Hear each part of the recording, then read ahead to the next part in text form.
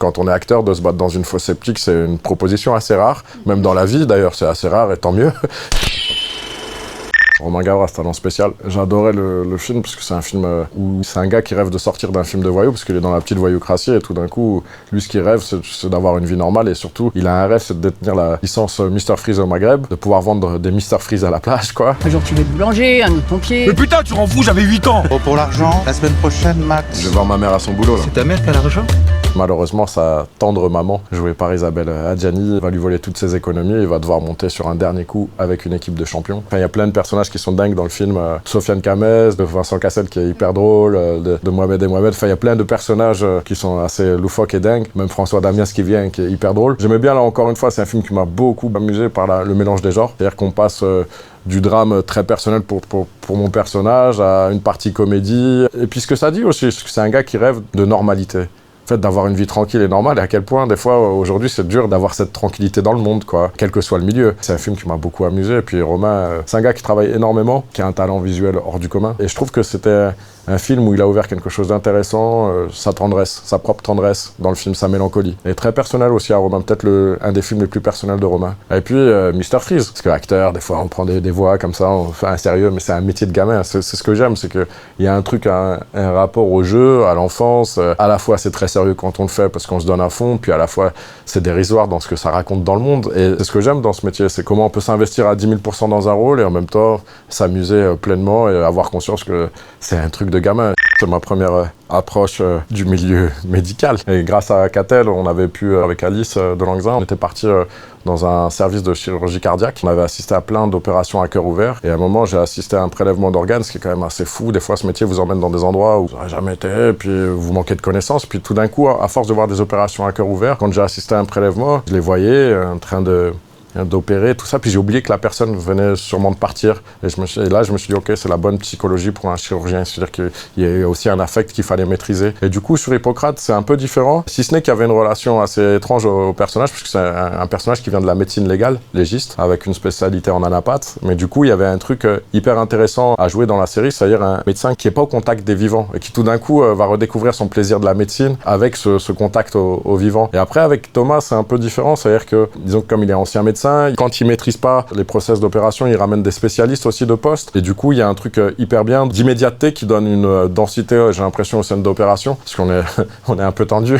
Parce qu'il y a plein de trucs à faire. Enfin, il y a un truc qui est très prenant. Et du coup, on réfléchit pas trop à tous ces mots qui nous échappent. Mais j'aimais beaucoup le personnage parce que c'est un personnage complexe. Il y a la question de la légitimité à être, puisqu'il a un petit problème, je crois, avec son diplôme. Comment être médecin quand on n'a pas forcément... quand on n'est pas forcément en règle au départ. Je trouvais ça, le parcours du personnage hyper intéressant, mystérieux, et puis en plus, il mange des pitchs. C'est une série sociale et politique que je trouve assez forte, bien au-delà des questions de la médecine. Il faut un état des lieux presque au présent de toutes les difficultés de l'hôpital public, mais aussi de toutes les difficultés qu'il y a dans la société française. Et je trouve que c'est une série sur laquelle j'ai eu beaucoup de chance. J'ai aimé défendre justement ce personnage dans le roman de Jim, parce que je trouvais que de mettre en avant la résilience et la gentillesse, c'est des qualités qu'on voit assez peu sur un rôle principal, et surtout sur plus de 25 ans de vie, parce que c'est un personnage assez romanesque. Ce soir-là, ce n'est pas tout à fait une inconnue qui s'est approchée de moi. Florence ? Je trouvais ça assez joli comment ça a été mis en avant dans ce personnage. Soit elle n'est pas mise en valeur, soit carrément elle est moquée, où il y a presque un sens de bêtise au mot gentillesse, alors que là, je trouvais que le film... ça n'empêche pas la complexité, ça n'empêche pas le fait que c'est un personnage justement qui fait face avec dignité à tout ce qui lui arrive et que c'est un personnage intelligent émotionnellement. Je trouvais ça très beau que ce soit dans un milieu populaire justement où souvent on nous montre des gens qui cèdent à la colère et de façon violente, et là de trouver un personnage comme un cinéaste qui fait ça très bien, c'est Ken Loach. Puis il y a des super acteurs et actrices en plus qui donnent corps, Laetitia Doche, Sarah Giraudot, qui ont deux personnages féminins ultra complexes, des anti-clichés aussi de portraits ruraux. Par exemple le personnage de Florent, je trouve qu'il y a plein de sous-couches de lecture, et que c'est hyper beau aussi des personnages qui sont pas plus intelligents que les événements qui leur arrivent et qui sont pris dans une vie en fait, et qui essayent de vivre les choses honnêtement. Et ce film aussi a une qualité, je trouve, c'est qu'il y a une sincérité entre les personnages. Cédric Jiménez m'avait déjà préparé à l'action avec Bac Nord.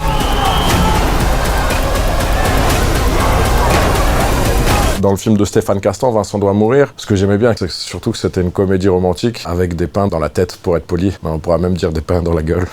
Et voilà, là, il y avait un truc qui me touchait, c'était comment, justement, du jour au lendemain, un gars a une sorte de malédiction ou de virus qui traîne autour, ou du jour au lendemain, dès qu'on le regarde, on a envie de le fracasser. Et c'est comment survivre là-dedans. Donc c'est la première fois que je faisais un film où j'avais le même enjeu que mon personnage, c'est-à-dire survivre. Et il y avait effectivement, je crois, 18 scènes d'action, que c'est un film qui a été chorégraphié beaucoup avec Manu Lanzi. J'aimais beaucoup que ça passe par le corps et non pas par un discours psychologisant ou une thèse autour de la violence. Et je trouve le film très amusant, parce qu'il y a beaucoup d'humour, il y a beaucoup de second degré. J'ai eu de la chance, j'ai tourné avec Vima Laponce, et qu'on devrait toujours faire des films avec Vima Laponce, parce que je trouve que c'est une actrice sensationnelle. On a fait dans ce film tout ce qu'il fallait pas faire, c'est-à-dire on se bat dans une fosse septique. Quand on est acteur, de se battre dans une fosse septique, c'est une proposition assez rare. Même dans la vie, d'ailleurs, c'est assez rare, et tant mieux. On se bat avec des enfants, il y a un chien.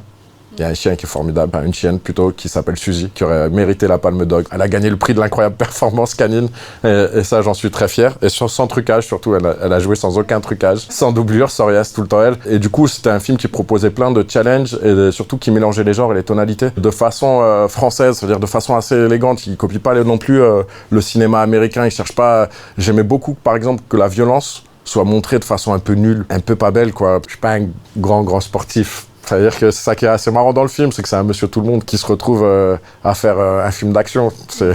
Voilà, je parlais de Jason Statham la dernière fois, c'est plus Jean-Claude que Van Damme, on va dire. C'est vrai que quand on parlait de Bac Nord, ce truc très physique, ben, du coup, c'est vrai que d'avoir travaillé avec Jiménez dans cet aspect-là, ça m'a aussi aidé à justement appréhender Vincent doit mourir. Et je suis pas mort. Je crois que c'est le seul film où à la fin du film, comme je suis pas mort, je me suis dit, ouais, c'est bien, j'ai réussi le film.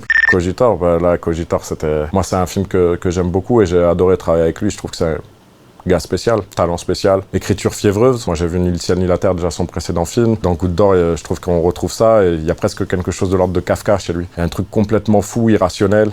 On parle dans ce film-là du réel, parce que je joue un médium, un voyant qui prétend parler aux morts, et bien sûr qu'il parle plus aux réseaux sociaux qu'aux morts, et d'un coup ce personnage va avoir une réelle vision et va être pris dans un engrenage complètement barjot. J'aimais beaucoup qu'on parle d'un Paris là aussi très réel, très fort, Paris des travaux, et de montrer aussi cette relation aux enfants des rues qu'a le personnage, et comment en fait le grand consolateur, puisque lui c'est un fin psychologue, et du coup il fait aussi du bien aux gens dans ses consultations, et tout d'un coup comment il va rencontrer les inconsolables, et ça va créer des liens assez forts. J'aimais beaucoup comment aussi Clément Cogitor mettait beaucoup de poésie dans les bouches populaires, et ça fait du bien aussi de voir un autre traitement, et puis aussi comment tout d'un coup, on n'est pas que sur une étude sociologique ou sur un film social quand on est dans ces décors, et comment lui prend ces décors-là pour en faire un film fantastique et un thriller urbain. Je trouve que c'est un talent exceptionnel du cinéma français, ce gars-là. Plaisir absolu d'avoir travaillé avec lui. Déjà, il a vécu, en arrivant à Paris, dans le quartier de la Goutte d'Or, que la question du don l'intéresse, que la question du surnaturel l'intéresse. Il a fait aussi une vraie enquête autour justement des voyants, médiums, et il voulait pas tomber pour le personnage dans un truc à la fois d'orateur à l'américaine, qui ferait des trucs qui marcherait pas du tout en France, et ni tomber dans un côté trop exotisant. C'est toujours bien de travailler dans des décors aussi vivants, et la caméra de Clément, elle s'adaptait aussi au décor du réel, et ça j'aimais bien. Tout d'un coup les choses se mélangent, que le caméra épaule tout d'un coup très de Sylvain quand on traversait les rues, que ce soit à la Goutte d'Or ou à Porte de la Chapelle, et que ce soit très vivant autour de nous, qu'il y ait quelque chose qui mélange le vivant au cinéma. Et vraiment, encore une fois, son talent il est assez dingue. Romini,